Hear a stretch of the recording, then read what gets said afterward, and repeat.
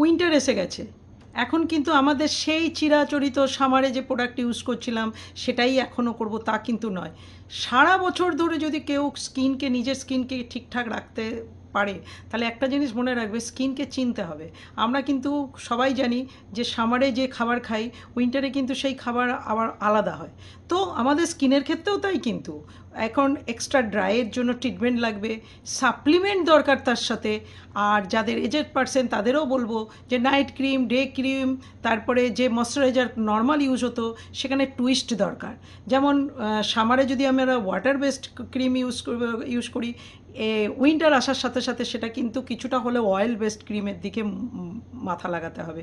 স্কিনকে যদি ঠিকঠাক রাখতে চাই, তাহলে মেন বক্তব্য হচ্ছে সিজনের সঙ্গে সঙ্গে ক্রিম বা প্রোডাক্টস বা ময়শ্চারাইজার যেটা ইউজ করো তার একটু টুইস্ট দরকার আছে।